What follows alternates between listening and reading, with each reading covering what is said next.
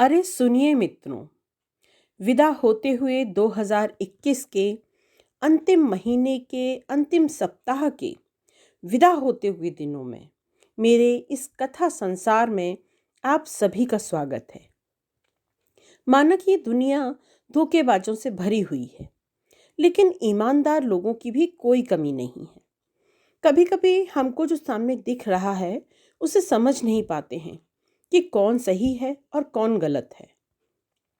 ईमानदारी का उदाहरण प्रस्तुत करती मालती जोशी जी की एक बिल्कुल सरल और छोटी सी कहानी जो मैं आज आप सभी को सुना रही हूँ, आशा करती हूँ आप सभी को पसंद आएगी। ये कहानी आपको कैसी लगी कमेंट बॉक्स में अपने कमेंट डालकर ज़रूर बताइएगा और साथ ही इसे लाइक शेयर भी ज़रूर कीजिएगा। आइए अब शुरू करते हैं आज की कहानी शराफत। सीट पर किसी का सामान रखा हुआ था। मैंने हौले से उसे परे सरका दिया और खिड़की के पास जमकर बैठ गई। भैया ने सूटकेस और थैला ऊपर वाली जाली पर जमा दिया और कैनवस का हैंडबैग नीचे मेरे पैरों के पास। फिर सीट पर मेरे बगल में बैठते हुए धीरे से फुसफुसाई, पर्स में रख लिया है ना? न, सूटकेस में है। मैंने धीरे से करीब करीब इशारे से जवाब दिया। उनके चेहरे पर खीज उतर आई और वे सूटकेस नीचे उतारने के लिए उठे, पर मैंने हल्का सा झटका देकर उन्हें रोक दिया। वे असहाय सी मुद्रा बनाकर बैठ गए बेचारे। दरअसल कल रात को ही इस बात पर अच्छी खासी चर्चा हो गई थी कि पिंकी के जेवरों का सेट कहाँ रखा जाए। पूरे 7 तोले की जोखिम थी। मध्यम वर्गीय नौकरी पेशा लोगों के लिए तो सचमुच बड़ी ही थी। माँ ने सुझाया था कि पर्स में ही रख लूं, डिब्बा सूटकेस में पड़ा रहेगा, चीज़ें रुमाल में बांधकर पर्स में डाल लूं, लेकिन पर्स हमेशा हाथ में रहता है। पर भाभी का सुझाव था कि पर्स तो कोई भी हाथ से छीन कर भाग सकता है। रोज ही तो इसी तरह के किस्से सुनाई पड़ते हैं। इससे तो बल्कि सूटकेस में रखना ठीक होगा, निगरानी भी रहेगी और किसी को शक भी नहीं होगा। अंत में यही तय हुआ था। भैया को उस समय भी यह व्यवस्था पसंद नहीं आई थी। घर पर पता चलता तो वह तूफान मचा देते, पर बस स्टैंड का ख्याल कर चुप बने रहे। मम्मी, चाय लेंगी? कुणाल ने खिड़की के पास आकर पूछा। ना बेटे, बस 2-4 पान लगवा दे और एक आध अच्छी सी मैगजीन लायक हो तो ला दे। तार कर देते तो ठीक था। खैर, अब भी फोन तो किया ही जा सकता है। पड़ोस का नंबर दे दो मुझे, आजकल तो बहुत सरल हो गया है। अरे नहीं भैया, कोई आज पहली बार जा रही हूँ, जाना पहचाना रूट है। भैया इसके बाद कुछ भी कहते रहे, पर मेरा ध्यान बाहर एक सफ़ेद स्वेटर में अटक गया था। चौड़े पट्टे वाली खूब प्यारा सा डिज़ाइन था। कुणाल पान लेकर आया तो मैंने उससे कहा, वह सफ़ेद स्वेटर देख, कितना प्यारा लग रहा है। कुणाल ने देखने की ज़रूरत नहीं समझी, उल्टे मेरा मजाक बनाते हुए भैया से बोला, मामा जी, मम्मी को बस यही एक बीमारी है। बस स्टॉप पर भी खड़ी रहेंगी तो आगे पीछे वालों के स्वेटर्स को घूरती रहेंगी। कभी इतना खराब लगता है, और फिर नए नए डिज़ाइन पहनते समय कैसा अच्छा लगता है, क्यों? तब तो मम्मी की इसी आदत को धन्यवाद देते होगे। अरे मामा जी, आप नहीं जानते, अब हमारा कोटा तो पूरा हो गया है। अब तो जो भी प्लान बनता है जमाई साहब के लिए बनता है, इसी से तो कोफ्त होती है। चल शैतान, मैंने कहा। पर सच तो यह है कि चोरी पकड़ी जाने के कारण मैं बुरी तरह झेप गई थी। मेरी शर्मिंदगी का मजाक लेते हुए दोनों हो करके हंस पड़े। कंडक्टर ने जोर से सीटी दी और ड्राइवर अपनी सीट पर आकर बैठ गया। संभल कर जाना, पहुंचते ही तार देना, भैया ने उतरते हुए कहा। बेचारे भैया मेरा तार पहुंचने तक चिंता में डूबे रहेंगे। मुझे उल्टी विद्या पढ़ाने के लिए घर जाकर भाभी को लताड़ेंगे, सो अलग। गाड़ी सरपट बस स्टैंड से बाहर निकली, तब तक मैं मुड़ मुड़ कर मामा भांजे को देखती रही। वे आंखों से ओझल हो गए। तब याद आया कि कुणाल से कहती कि रात मामा के यहाँ ही रह जाए। गुड़िया को रात थोड़ा टेम्परेचर था। कुणाल पूरा डॉक्टर न सही, पर उसके रहने से भाभी को सहारा हो जाएगा। भैया के हिस्से की खीर दूध वाली अलमारी में रखी थी। पता नहीं भाभी को याद भी होगा कि नहीं। नहीं तो सुबह तक यूं ही पड़ी रह जाएगी। याद दिला देती तो ठीक था। ठंडी हवा का एक झोंका आया और मैं खिड़की से थोड़ा परे हटकर बैठने लगी। तब पता चला कि बगल में कोई आकर बैठ गया है। उसी तरह खिड़की से लगी बैठी रही। गोद में पड़ा पत्रिका का अंक उलट पुलट करती रही। 5:30 हो रहे थे मुश्किल से, पर सर्दियों में अंधेरा इतनी जल्दी घेर आता है कि अक्षरों पर नजर ठहराना कठिन लग रहा था। आपको ऐतराज ना हो तो मैं खिड़की बंद कर दूं? बगल से प्रश्न आया। मैंने चुपचाप सिर हिला दिया। सहयात्री ने उठकर खिड़की बंद कर की और मैंने देखा कि यह तो वही सफ़ेद स्वेटर है। पहनने वाला मुश्किल से 28-30 का होगा। यूं ही इतनी सिमड़ी सिकुड़ी बैठी रही मैं। यह तो कुणाल के छोटे मामा जी जितना भी नहीं है। अब ठीक से बैठकर मैं स्वेटर की बुनाई देखने लगी। सादा ही, पर बड़ा सुंदर संयोजन था। 2 उल्टे, 6 सीधे, फिर 2 उल्टे। इसके बाद शायद बीच से धागा उठाकर, या कहाँ जाएंगी आप? जी भोपाल, मैंने हड़बड़ा कर उत्तर दिया। इसने मुझे स्वेटर को घूरते हुए पकड़ तो नहीं लिया कहीं? अपनी घबराहट को छिपाने के लिए मैंने भी शिष्टाचार निभाया। आप कहाँ जाएंगे? बैरागढ़। और फिर देवास आ गया। चाय लेंगे आप? जी नहीं, अभी खाना खाकर चली हूँ। मैंने एक सीधा सा झूठ बोल दिया। उसके नीचे उतरते ही कागज खोलकर चुपके से एक पान खा लिया। कब से इच्छा हो रही थी, पर बड़े भैया के सामने हिम्मत ही नहीं पड़ती। वे बेचारे कुछ कहते नहीं, पर संकोच तो हो ही जाता है। पान खाकर मैंने कुछ पढ़ने की कोशिश की, पर बेकार था।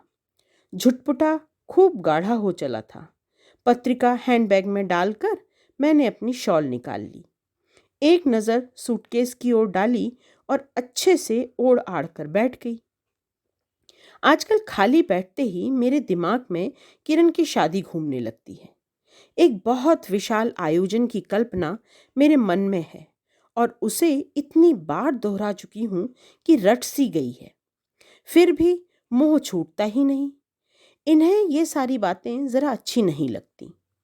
होगा भाई, देखा जाएगा, कहकर सारे मामले को रफा दफा कर देते हैं। शौक तो जैसे सारा मुझे ही है। इन्हें तो बस काम निपटाना है। पता नहीं पुरुष इतने व्यवहारिक क्यों होते हैं। ये तो इतनी जल्दी शादी करने के पक्ष में भी नहीं थे। मैंने ही जिद की थी। बीए, एमए तो बाद में भी होता रहेगा, पर इतना अच्छा रिश्ता बार बार थोड़े ही मिलता है। फिर माँ बूढ़ी हो चली हैं, एक आध शादी तो उनके सामने हो।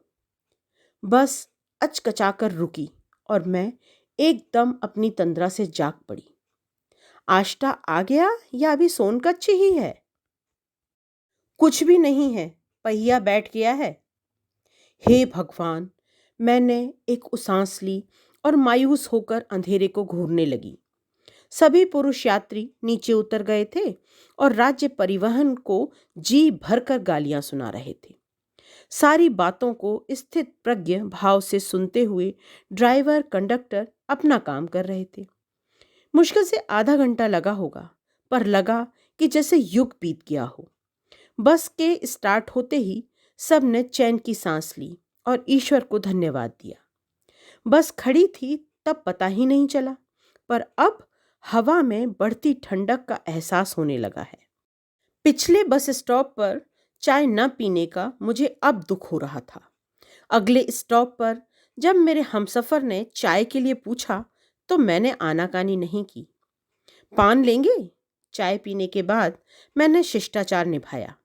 आप देंगी तो ले लेंगे, उसने कहा।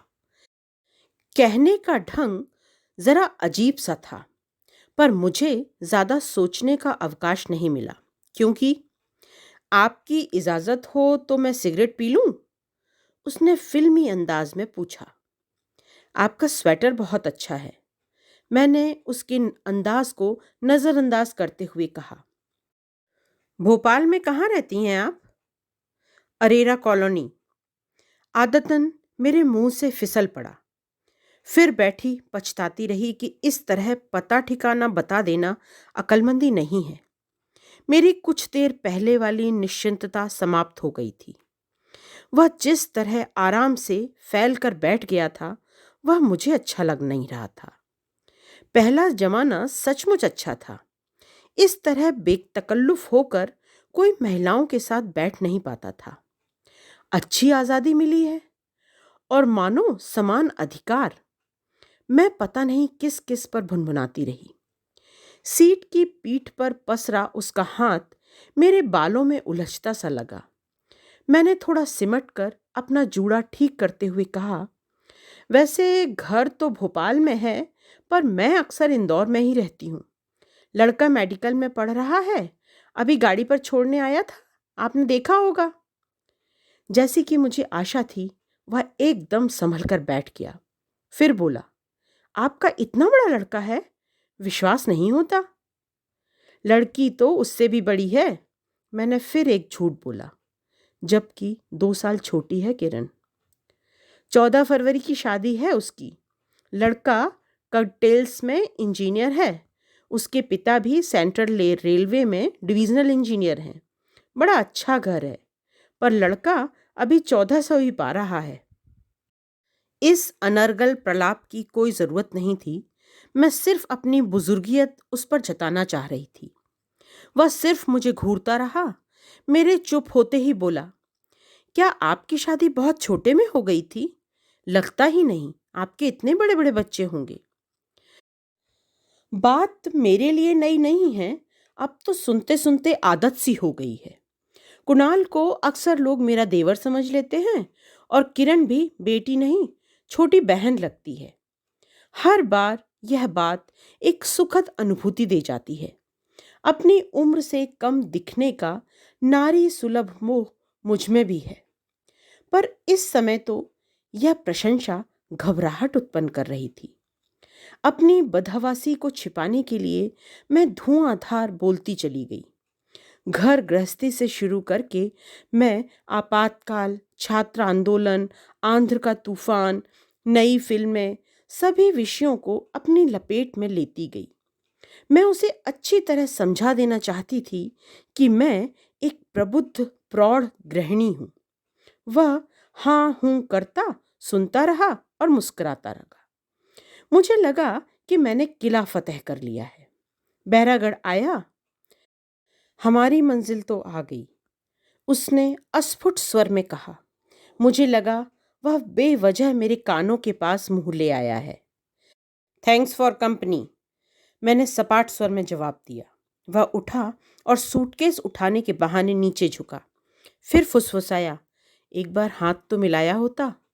क्या? सन्न रह गई मैं। घबराहट के मारे मेरा कलेजा मुंह को आ गया। इच्छा हुई कि खींच कर एक तमाचा जड़ दूं, पर भरी बस में तमाशा करने की हिम्मत नहीं हुई। और कौन विश्वास करता?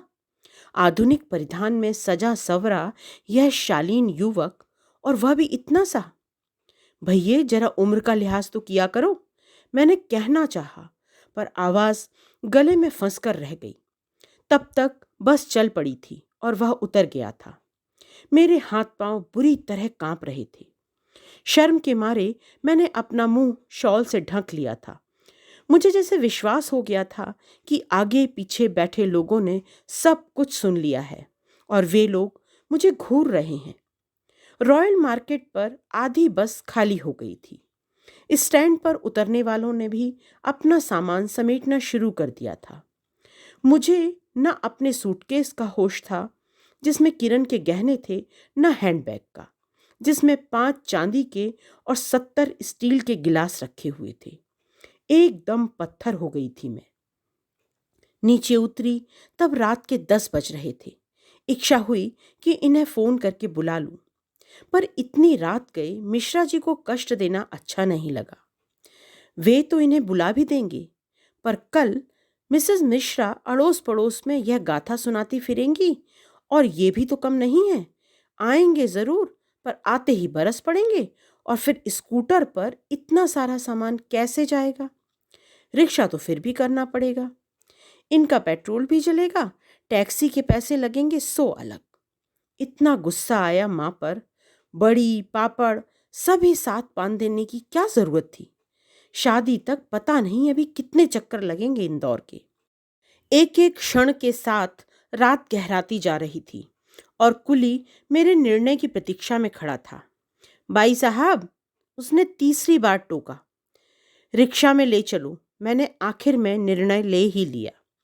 कुली ने गेट के बाहर आकर एक ऑटो को आवाज दी, सामान रखा और पैसे लेकर चलता बना। कहाँ जाएंगी? ड्राइवर ने पूछा। अरेरा कॉलोनी, मैंने कहा, और उसने गाड़ी स्टार्ट कर दी। और तब मुझे भान हुआ कि बैठने से पहले मुझे कम से कम नंबर तो देख ही लेना था। मैंने मीटर पर पढ़ने की कोशिश की, पर अंधेरे में कुछ नजर नहीं आया। ठंड के कारण ड्राइवर ने अपना चेहरा इस तरह ढक लिया था कि उसकी उम्र का, शख्सियत का कुछ भी अंदाजा नहीं लग रहा था। इससे तो अच्छा था मिसेस मिश्रा का एहसान ही ले लेती।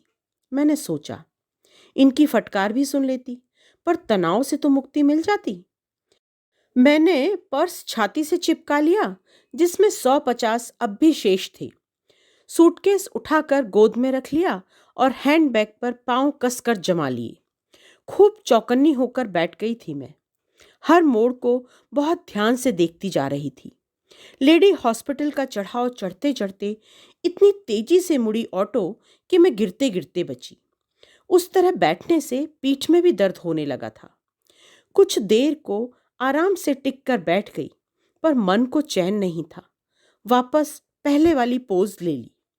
जाड़े की रात 11 बजे सड़क पर अजब सन्नाटा था। दिन भर की चहल पहल का, गहमा गहमी का कोई चिन्ह नहीं था। अरेरा कॉलोनी में मुड़ते ही उसने पूछा, किधर को साहब? अब मैं उसे सेक्टर, घर नंबर आदि बताने लगी। गलियों की भूल भुलैया पार कर गाड़ी आखिर घर के सामने आकर खड़ी हुई और मैंने राहत की सांस ली। पहले तो मन हुआ कि नीचे उतरकर पैसे दूं, पर मैं कोई रिस्क नहीं लेना चाहती थी। नीचे रोशनी भी नहीं थी। मैं मीटर की मध्यम रोशनी में पैसे गिनने लगी। उसने धीरे से मेरा हैंडबैग उतार कर नीचे रख दिया। रहने दो भाई, हम उतार लेंगे, मैंने सूटकेस को मजबूती से पकड़ते हुए कहा। कोई बात नहीं बहन जी, हम घिस थोड़े ही जाएंगे। आखिरकार बड़ी पापड़ का थैला उसे उठाने दिया मैंने, और सूटकेस, पर्स लेकर मैं नीचे उतर आई। चारों ओर खूब अंधेरा था। फाटक टटोला मैंने, भीतर से ताला जड़ा हुआ था। बरसों पुराना रिवाज था यह हमारा। रात को बगीचे के फाटक पर ताला डाल ही देते थे। किरण, किरण, मैंने आवाज को भरसक खींचने की कोशिश की, पर फिस होकर रह गई। पीछे कुछ आहट हुई तो चौंक कर देखा, बैग और झोला वह फाटक के पास आकर रख गया था। हे भगवान, कैसी बेवकूफ थी मैं! सब कुछ वहीं छोड़कर चली आई थी। बैठे बिठाए कितना नुकसान हो जाता। 70 स्टील के गिलास, एक गिलास 15 रुपए का था, और 5 गिलास चांदी के, 65 रुपए का एक। 1000 1500 पर उतर जाती। इनकी बातें सुननी पड़ती सो अलग। मैंने पीछे मुड़कर देखा, गाड़ी से पीठ टिकाए वह आराम से बीड़ी पी रहा था। पैसे दे दिए ना मैंने? धीरे से पूछ ही लिया। जी हाँ, पैसे तो मिल गए हैं, आप दरवाज़ा खुलवा लीजिए, फिर मैं चला जाऊंगा। बहुत सुनसान है यहाँ, सड़क पर बत्ती भी नहीं है। मैंने फिर आवाज़ लगाना शुरू किया। अब मैं कुणाल को पुकार रही थी। खूब जानती थी कि उसे पीछे इंदौर में छोड़ आई हूँ, पर किरण का नाम लेकर इस तरह चिल्लाना भी तो अच्छा नहीं लग रहा था। पता नहीं कैसे नींद में सो रहे थे सब। दरवाजे, खिड़की, कहीं से रोशनी की एक किरण भी नहीं आ रही थी। कैसी लड़की है, शाम से ही सो गई है क्या? फाइनल की परीक्षा सिर पर है और इसे जरा भी चिंता नहीं है। मैंने कनखियों से फिर एक बार पीछे देखा। वह वैसे ही खड़ा हुआ था। आप घबराइए नहीं, मैं खड़ा हूं यहाँ, उसने आश्वस्त किया। और सचमुच उसके वहां होने से मेरी कुछ हिम्मत बनी हुई थी। जब मैं दो एक बार और आवाजें लगा चुकी तो वह भी पास आ गया और बाबूजी बाबूजी गुहार लगाने लगा। दो एक बार पुकारने के बाद उसने पूछा, पीछे का दरवाजा नहीं है कोई? वहां से देख लेते हैं। पीछे का दरवाजा है क्यों नहीं, पर क्या तुम्हें बताने के लिए? और सारा सामान तुम्हारे भरोसे छोड़कर पीछे चली जाऊं? ऐसी बेवकूफ नहीं हूं। मैंने मन ही मन सोचा। गाड़ी का नंबर देखना तो भूल ही गई थी, उतरते वक्त याद भी नहीं रहा। लापरवाही की हद है कि नहीं। इतनी हताश हो गई मैं कि नीचे से एक कंकड़ उठाकर बेडरूम की खिड़की पर दे मारा। झन्न की एक आवाज हुई जो उस सन्नाटे में गूंज गई। कौन है? इनकी घबराई हुई सी आवाज आई। मैं हूं जी, दरवाजा तो खोलिए। मैंने अपनी पूरी ताकत लगाकर आवाज दी। एक एक करके घर की सारी बत्तियां जल उठीं। इन्होंने ड्राइंग रूम की खिड़की खोली और पोर्च की बत्ती जला दी। हाय पापा, ये तो मम्मी है। किरण एकदम चीख पड़ी। दरवाजा खोलकर ये बाहर आए और बोले, ये कौन सा समय है आने का? दरवाजा तो खोलिए पहले, मैंने रुआंसी आवाज में कहा। तब उन्हें फाटक का ध्यान आया। किरण तब तक दौड़कर चाबी ले आई थी। खबर तो दी होती पहले। ताला खोलते हुए उनका बुदबुदाना जारी था। मैंने कोई जवाब नहीं दिया। फाटक खुलते ही तीर की तरह अंदर चली आई। कमरे की सुखद गर्मी का एहसास होने के बाद ही मैंने जाना कि बाहर कितनी गजब सर्दी थी। ये अंदर आए तब भी भुनभुना रहे थे, ये क्या कबाड़ उठा लाई हो? हम लोग क्या किसी बज्र देहात में रहते हैं? सामान मेरे सामने पटकते हुए इन्होंने पूछा, यही था ना कि बाहर कुछ और रह गया है? रह भी जाता तो अब कोई चिंता नहीं थी। अपना सुरक्षित घर पहुंच जाना ही मेरे लिए इस समय सबसे अधिक सुख का विषय था। बाहर स्कूटर स्टार्ट होने की आवाज आई और मुझे एकाएक होश आया। दो शब्द धन्यवाद के भी तो नहीं कह सकती थी मैं। आज की कहानी बस इतनी सी। नमस्कार।